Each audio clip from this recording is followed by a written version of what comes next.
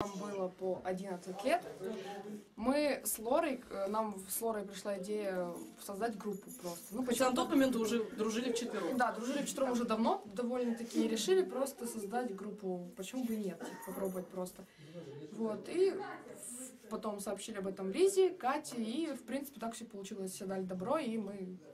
Причем начали мы ее, задумывали мы ее без вот задней мысли о том, что мы девочки, что очень мало женских групп и вообще очень мало у кого что-то такое получается. Не знали, как вообще, какие инструменты нужны, что это вообще все такое. Да, никто даже я и Лора, что такое музыка. Я и Лора были дилетантами в этом деле. Вообще вот Лиза и Катя, они были, на тот момент уже имели музыкальное образование. Да, и поэтому вот. А у вас у кого-то есть музыкальное образование? Да, у меня и у Лизы у нас есть музыкальное образование. Вот.